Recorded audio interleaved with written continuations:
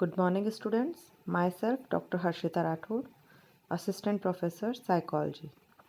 आज हम एक नया लेसन स्टार्ट करने जा रहे हैं जिसका नाम है मानवीय शक्तियों का वर्गीकरण एवं मापन, यानी कि classification and measurement of human strength. मानवीय शक्तियों की हम बात करेंगे। अब से पहले हम अगर साइकोलॉजी की बात करें, पॉजिटिव साइकोलॉजी से पहले, तो जनरली साइकोलॉजी का जो मेन उद्देश्य या मेन एम रहता था वो असामान्यता या रोगों या मानसिक रोग बोलते हम, उनका निदान, उनकी रोकथाम, उनका उपचार करना रहता था। पॉजिटिव साइकोलॉजी आने के बाद ही मनोविज्ञान जो है वो व्यक्ति जो नॉर्मल हैं उनके ऊपर काम करने लगा कि जो नॉर्मल व्यक्ति हैं उनकी स्ट्रेंथ को, उनकी पॉजिटिविटी को और किस तरीके से बढ़ाएं कि वो असामान्यता की तरफ जाए ही नहीं, यानी कि उनके ऊपर काम करना। अभी तक जो साइकोलॉजी का एरिया था वो सिर्फ और सिर्फ असामान्यता या असामान्य लोगों तक सीमित था, लेकिन पॉजिटिव साइकोलॉजी आने के बाद सामान्य लोग या जो असामान्यता की तरफ नहीं है, जो सकारात्मक है, उन्हें और अच्छी लाइफस्टाइल देना इसका उद्देश्य बना। और इसी संदर्भ में कार्ल मेनिंगर, जो एक फेमस साइकोलॉजिस्ट हैं, उन्होंने मानसिक रोगों का निदान, रोकथाम और उपचार के जो तरीके थे उनमें परिवर्तन का प्रयास किया।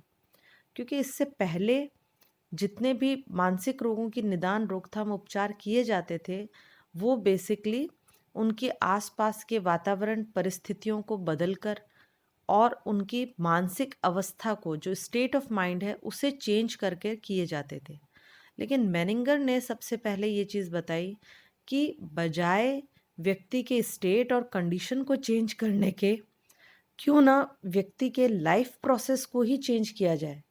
यानी जीवन की जो प्रक्रिया है, जो लाइफ जीने का जो तरीका है, क्यों ना उसमें ही परिवर्तन किया जाए और उस परिवर्तन के आधार पे व्यक्ति ऐसी लाइफ स्टाइल जिए कि वो असामान्यता की तरफ जाए ही ना, वो पॉजिटिव ही पॉजिटिव होता चला जाए।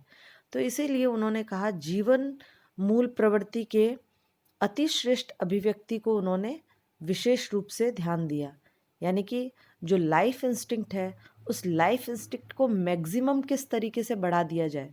आपने पढ़ा होगा फ्रॉइड की थ्योरी में उन्होंने दो इंस्टिंक्ट बताई है, लाइफ इंस्टिंक्ट और डेथ इंस्टिंक्ट। तो लाइफ इंस्टिंक्ट यानी जीवन मूल प्रवृत्ति जो है उसे मैक्सिमम कर दिया जाए, यानी कि उसके अंदर उम्मीद, विश्वास, प्रेम, ऐसी चीज़ों को जोड़ दिया जाए तो लाइफ इंस्टिंक्ट की और भी पावर बढ़ जाएगी और व्यक्ति इससे सकारात्मकता की तरफ बढ़ेगा। वो जो नेगेटिविटी है या जो असामान्यता है उससे दूर होता चला जाएगा। तो इसी पे मेनिंगर ने काफ़ी सारे काम किया और इसी को बढ़ाने के लिए उन्होंने कहा कि साइकोलॉजी को अब इस कन्फ्यूजन में नहीं रहना चाहिए कि हमें सिर्फ व्यक्ति के आसपास की परिस्थिति या उसकी स्टेट ऑफ माइंड को चेंज कर दें, बल्कि हमें उसे जीवन जीने के तरीके, जो सही तरीके हैं और जिनके अंदर उम्मीद, विश्वास, प्रेम आदि जुड़े हों, उन तरीकों को बताना पड़ेगा जिससे वो अपनी लाइफ को अधिकाधिक पॉजिटिविटी की तरफ ले जाए और इसी से उसमें स्ट्रेंथ भी डेवलप होगी। तो इसी को परिभाषित करते हुए लिनले और हैरिंगटन ने ह्यूमन स्ट्रेंथ को डिफाइन किया कि ह्यूमन स्ट्रेंथ या मानवीय शक्तियाँ जो है वो अनुभव करने, चिंतन करने और किसी विशेष प्रकार का व्यवहार करने की वो क्षमता है जो कि व्यक्ति को आदर्श परिणामों की खोज में सर्वोत्कृष्ट कार्यविधि की अनुमति देती है। अर्थात व्यक्ति जब, मानवीय शक्तियाँ क्या है, अभी आप जब इन शक्तियों के बारे में पढ़ेंगे तो होप, आपका एटीट्यूड, आपकी पर्सनैलिटी जो है, जब उनमें मानवीय शक्तियाँ, उसमें आदर्श, उसमें विश्वास, उसमें आत्मविश्वास, उसमें प्रेम, ये सारी चीज़ें जब जुड़ती चली जाती है तो वो एक ह्यूमन स्ट्रेंथ डेवलप होती है। और ये ह्यूमन स्ट्रेंथ क्या है, बेसिकली आपको अपनी लाइफ को मैक्सिमम पॉजिटिव या मैक्सिमम सर्वोत्कृष्ट की तरफ ले जाने के लिए आपको विचार करने, अनुभव करने और विशेष व्यवहार करने की शक्ति देती है। ह्यूमन स्ट्रेंथ जो है, चाहे हम उसमें करेज ले लें, एक व्यक्ति में यदि ऑनेस्टी ले लें, करेज ले लें, आप लव ले लें, फॉरगिवनेस ले लें, ये सारी वो स्ट्रेंथ है, ये सारी वो क्षमताएं हैं जो व्यक्ति को एक अच्छे जीवन की तरफ बढ़ने के लिए प्रेरित करती है। तो इन्हीं ह्यूमन स्ट्रेंथ के बारे में हम इस चैप्टर में पढ़ेंगे। और जैसा कि आप जानते हैं, जब हम एबनॉर्मल साइको या असामान्य मनोविज्ञान पढ़ते हैं तो वहाँ आपने असामान्यताएं, जो अलग अलग तरीके के मेंटल डिसऑर्डर है, उनका क्लासिफिकेशन पढ़ा है, उनका वर्गीकरण पढ़ा है। आपने आईएसडी पढ़ा है, जो कि इंटरनेशनल क्लासिफिकेशन ऑफ डिजीज़ कहलाता है, डब्ल्यूएचओ वर्ल्ड हेल्थ ऑर्गेनाइजेशन ने दिया था। और इसी तरीके से आपने एपीए यानी अमेरिकन साइकोलॉजिकल एसोसिएशन द्वारा दिया गया एक और वर्गीकरण है, DSM, diagnostic and statistical manual of mental disorder पढ़ रखा है। तो ये जिस तरीके से हम असामान्यता को, यानी कि विभिन्न तरीके की मानसिक असामान्य बीमारियों को वर्गीकृत करते हैं, उसी तरीके से इन्होंने सामान्य जो शक्तियां हैं, जो स्ट्रेंथ है, ह्यूमन स्ट्रेंथ का भी वर्गीकरण किया, उनको भी मापने के तरीके बताए। जैसे फिर से मैं बताना चाहूँगी कि हम लोग पॉजिटिव साइको पढ़ रहे हैं, और पॉजिटिव साइकोलॉजी में हम जो एबनॉर्मलिटी है उसके बियॉन्ड बात करते हैं। सबसे पहले पॉजिटिव साइकोलॉजी ही एक मनोविज्ञान की वह शाखा है जो नॉर्मल ह्यूमन बीइंग या सामान्य व्यक्ति को और अधिक किस तरीके से फ्लोरिश किया जाए, उसे और अधिक किस तरीके से उसकी स्ट्रेंथ को बढ़ाया जाए, इसकी बात करती है। तो इसमें हम स्ट्रेंथ का क्लासिफिकेशन करते हैं कि वह कौन सी मानवीय शक्तियां हैं जिनको हम किस तरीके से वर्गीकृत या मापन कर सकते हैं, ताकि हम उन्हें और बढ़ाने के ऊपर कार्य कर सकें, इसके ऊपर बात की गई है। तो इसमें आप देखेंगे कई तरीके के, जिस तरह एबनॉर्मलिटी या असामान्यता के लिए वर्गीकरण दिए गए हैं, उसी तरीके से स्ट्रेंथ को मापने के लिए, स्ट्रेंथ को वर्गीकरण करने के लिए भी कुछ क्लासिफिकेशन दिए गए, जिसमें 3 मुख्य क्लासिफिकेशन है। पहला जो है वो है गैलेप्स और क्लिफ्टन शक्ति खोजक मापनी, यानी स्ट्रेंथ फाइंडनर। क्लिफ्टन ने और गैलेप्स ने ये दिया था, और इन्होंने जो ये वर्गीकरण दिया है, ये बेसिकली इनका एक पर्टिकुलर क्वेश्चन के ऊपर बेस्ड था। क्योंकि स्टार्टिंग में जब किसी चीज़ का मेजरमेंट या किसी चीज़ पर रिसर्च या किसी चीज़ पर खोज की जाती है, तो ज़्यादा लंबे चौड़े क्वेश्चनर नहीं बनाए जाते। तो इन्होंने बेसिकली शिक्षा और व्यवसाय के क्षेत्रों में जो लोग सफल हैं, उन लोगों की सफलता का क्या पैमाना है, क्या आधार है, क्यों वो लोग अपने फील्ड में सक्सेसफुल हैं, इसको मापने के लिए एक क्वेश्चन पर उनके अनुभव जानने की कोशिश की थी। और वो क्वेश्चन था कि उन लोगों के साथ क्या चीज़ सही है, मतलब what is right with those successful people. जो सफल हैं अपने अपने क्षेत्रों में, उन लोगों के साथ क्या सही है, क्या चीज़ है जो उन्हें सफल बना रही है, ये एक क्वेश्चन उनसे पूछा जाता था। और जनरली उन पे वो अपने अनुभव, अपने एक्सपीरियंस के आधार पर इसका जवाब देते थे। और उन जवाबों के आधार पर उन्होंने कुछ स्ट्रेंथ फाइंड आउट करने की कोशिश की कि कौन कौन सी मानवीय शक्तियां हैं जो व्यक्ति को सफल बनाती है, संतोष देती है, जीवन में हैप्पीनेस देती है, उनकी लाइफ को ऑल फ्लोरिश करती है। तो इसमें इन्होंने जो क्लिफ्टन और हॉडजेस हैं, उन्होंने इसी को इसी प्रश्न के आधार पे उन्होंने ये पाया कि सबसे पहली जो इम्पोर्टेंट चीज़ है, दैट इज़ टैलेंट, जो व्यक्ति को सफल बनाती है। और टैलेंट को परिभाषित करते हुए, यानी प्रतिभा, टैलेंट यानी प्रतिभा, व्यक्ति में किसी चीज़ का टैलेंट होता है, संगीत से संबंधित टैलेंट हो सकता है, उसमें अगर वो पढ़ने वाला बच्चा है तो उसमें ग्रैस्पिंग बहुत अच्छी हो सकती है, उसका ये टैलेंट है कि वो चीज़ों को बहुत आसानी से और जल्दी याद कर सकता है, लंबे समय तक याद रख सकता है। तो इस तरीके के टैलेंट हर फील्ड में होते हैं। टैलेंट को जो परिभाषित किया उन्होंने, वो इस तरीके से किया है कि चिंतन, भावनाओं और व्यवहार का प्राकृतिक रूप से बार बार घटित होने वाला प्रारूप, जिससे व्यवहारिक रूप से बड़े परिणाम प्राप्त हो सके। यानी टैलेंट किसी भी व्यक्ति का एक बार बार टैलेंट, हम किसी व्यक्ति को टैलेंटेड कब कहेंगे, जब वो एक ही तरीके की जो उसकी एक्सट्रीम स्ट्रेंथ है, उसको वो बार-बार हर परिस्थिति में दिखाए। एक व्यक्ति को यदि हम कहते हैं कि इसमें टैलेंट है, ये बहुत जल्दी चीज़ें याद कर लेता है, तो नेचुरल है 1 बार या 2 बार याद करने से नहीं होगा। वो हर जगह, हर बार नेचुरल वे में उसके लिए वो अलग से कोई मेहनत या एफर्ट्स या कोई ट्रेनिंग नहीं कर रहा है। लेकिन फिर भी वो नेचुरल रूप से अगर वो बार-बार चीज़ों को बहुत आसानी से बड़ी-बड़ी पोएट्री याद कर लेता है, बड़े-बड़े चैप्टर याद कर लेता है, बहुत आसानी से चीज़ों को याद कर लेता है, तो देखा जाए तो बार-बार व्यावहारिक रूप से वो एक एक टाइप के सक्सेसफुल परिणाम देगा और वह चीज़ ही दिखाएगी कि व्यक्ति में कोई स्पेसिफिक प्रतिभा है, यानी कि उसमें याद करने की एक अद्भुत क्षमता या टैलेंट है। तो इस तरीके से टैलेंट क्या है? चिंतन, भावना और व्यवहार का प्राकृतिक रूप से घटित होने वाला वह प्रारूप है, जो कि व्यवहारिक रूप में उसे बड़े परिणाम दे सकता है। तो इस टैलेंट को उन्होंने माना, सबसे इम्पोर्टेंट माना कि टैलेंट जो है वो सफलता का एक इम्पॉर्टेंट फैक्टर है। और इसके लिए उन्होंने कहा कि टैलेंट बेसिकली रॉ होता है, it is raw in nature. Talent कभी भी आप ट्रेनिंग के थ्रू जो करते हैं वो आपकी ट्रेनिंग या स्किल डेवलपमेंट हो सकता है, बट टैलेंट बाय बर्थ होता है, जन्मजात होता है। ये एक रॉ मटेरियल के रूप में होता है कि आप में कोई टैलेंट है, और जब आपको आप आसपास का वातावरण अच्छा मिले, जब व्यक्ति की बाल्यावस्था, किशोर अवस्था अच्छे अनुभवों से निकलती है, तो वो टैलेंट जो है वो और ग्रो होता है और उसे अच्छे से अच्छे बेनिफिट्स और प्रोडक्टिविटी दे सकता है।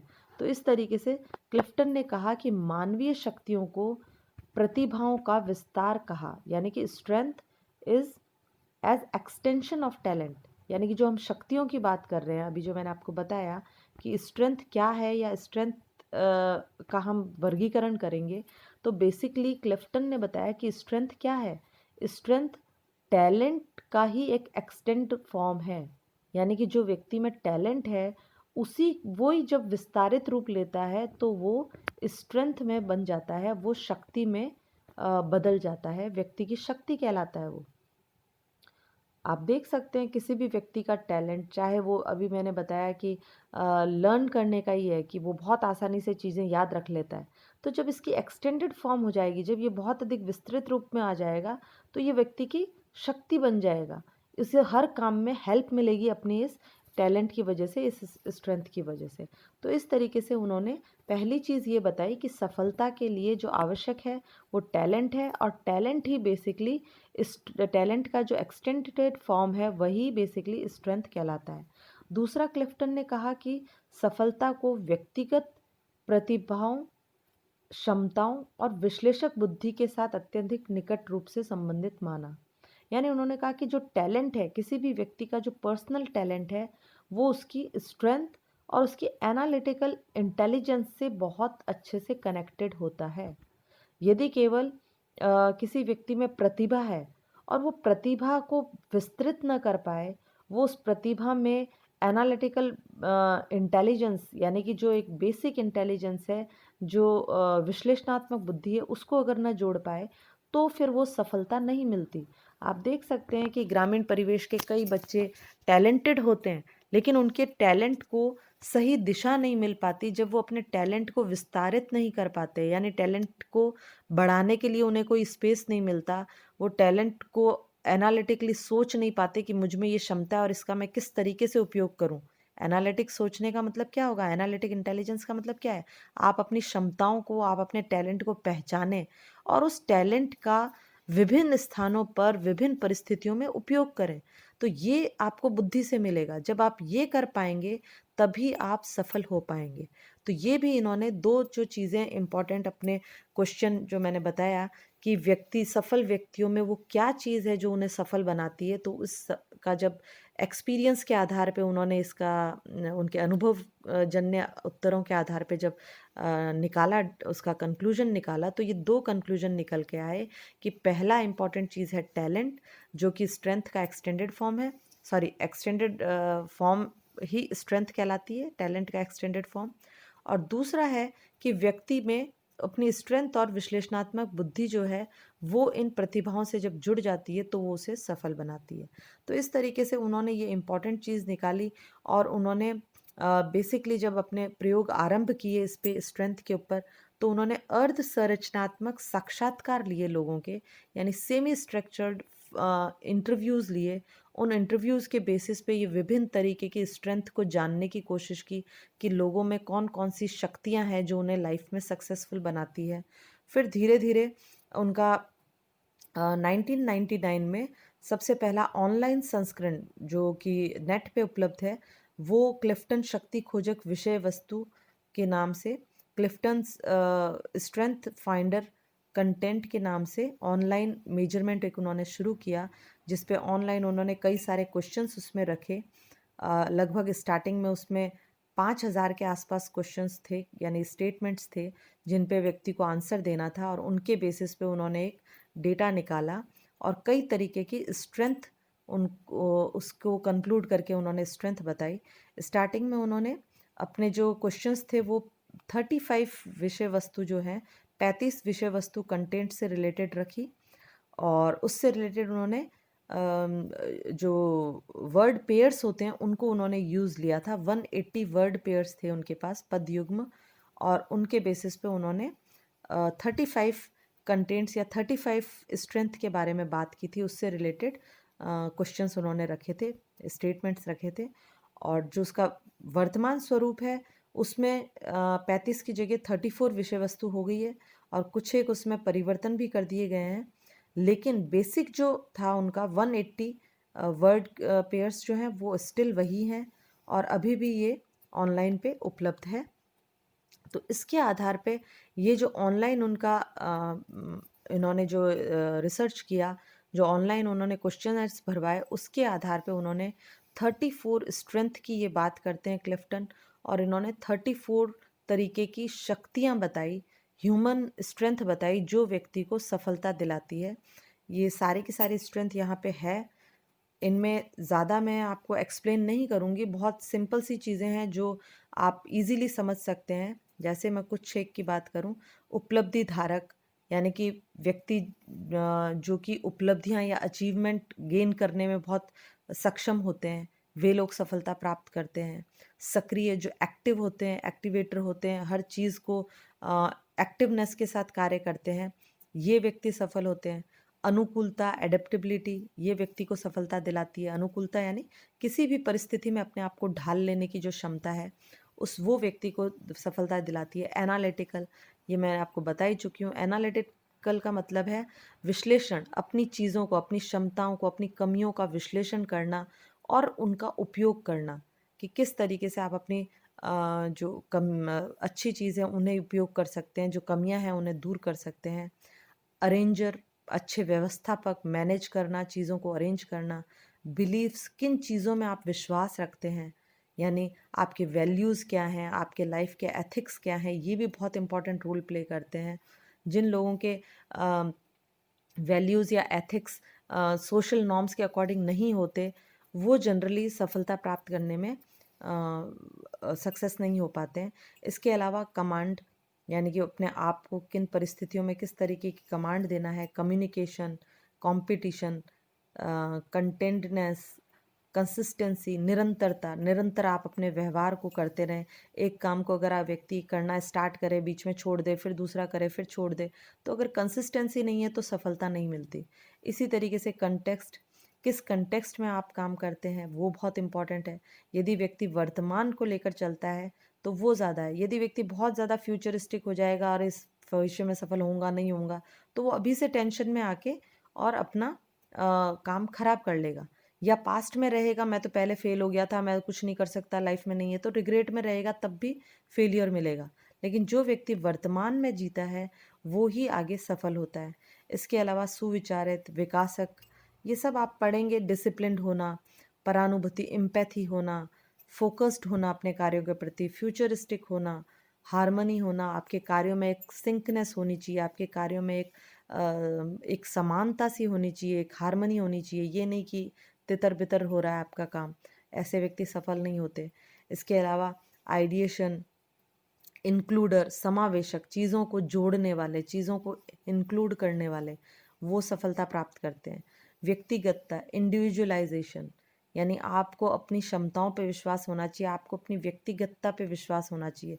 दूसरों को कॉपी करने वाले, दूसरों को बहुत अधिक फॉलो करने वाले सफल नहीं होते। इनपुट देने वाले, बौद्धिकता यानी जिनमें इंटेलेक्चुअल है, लर्नर जो हमेशा सीखने की कोशिश में रहते हैं, मैक्सिमाइज़र चीज़ों को विस्तारित करने वाले, पॉजिटिविटी सकारात्मकता रखने वाले, रिलेटेडनेस यानी लोगों से संबंध रखने वाले, लोगों से मिलजुल के, क्योंकि कोई भी व्यक्ति अकेला किसी सफलता को नहीं प्राप्त करता, उसके साथ बहुत से लोगों का सहयोग होता है। तो जो संबंध बना के चलते हैं, जो साथियों को लेकर चलते हैं, रिस्पॉन्सिबल होते हैं, रिस्टोरेटिव होते हैं, पुनः स्थापक चीज़ों को वापस रिस्टोर करते हैं, जो सेल्फ इंश्योर होते हैं, आत्म विश्वास लेकर चलते हैं कि ये काम वो कर लेंगे, वही आगे बढ़ सकते हैं, वही सफल हो सकते हैं। प्रासंगिक सिग्निफिकेंट जो होते हैं, जो चीज़ों की सिग्निफिकेंस समझते हैं कि जो मैं कर रहा हूँ वो कार्य रिलेवेंट है या नहीं है, सिग्निफिकेंट है या नहीं है। सिर्फ सफलता चाहने के लिए सफलता नहीं चाहिए जाती। एक बहुत फेमस जो कोटेशन है, मूवी में भी एक था कि आप सक्सेस की तरफ मत भागिए, आप परफेक्शन की तरफ भागिए, सक्सेस अपने आप आएगी। यानी आप चीज़ों को प्रॉपर तरीके से करने में विश्वास करिए, परफेक्टली करने में विश्वास करिए। उसके साथ सक्सेस तो एक बाय प्रोडक्ट है, अपने आप आ जाएगा।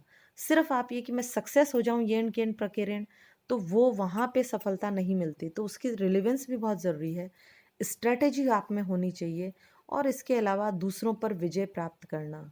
आपका विनिंग अदर्स ओवर, दूसरों पर विजय प्राप्त करने का मतलब ये नहीं है कि आप उनको मारपीट करके विजय प्राप्त करने की यहाँ बात हो रही है। यहाँ एक सिंपल सी चीज़ है कि अगर दो व्यक्तियों को लाइन बनाने को दी जाए, तो आपकी लाइन बड़ी हो ये कब होगा? जब आप दूसरे के द्वारा बनाई गई लाइन से अधिक बड़ी लाइन बनाएं, न कि उसकी लाइन को मिटा के अपनी लाइन को बड़ी बनाएं। तो विजय, दूसरों पर विजय का मतलब यही है कि आप अपने प्रयासों को इतना अधिक करें कि जो दूसरे के एफर्ट्स हैं वो छोटे पड़ जाएं। दूसरों के प्रति कॉन्स्पिरेसी करके, उन्हें डरा धमका के, उनके प्रति कोई चालाकी करके उन्हें डाउन करने से बेटर है आप अपने आप को अधिक स्ट्रॉन्ग करें, अपने आप को इतना एफर्ट्स के साथ आगे लाएं कि आप दूसरों के कार्यों पे भारी पड़ने लगें। तो ये कहलाता है दूसरों पे विजय।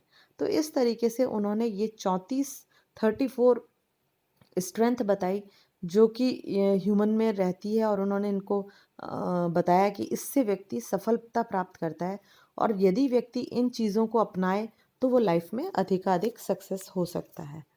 तो ये पहला हम वर्गीकरण पढ़ चुके हैं, आगे वाले नेक्स्ट लेसन में लेंगे। Thank you.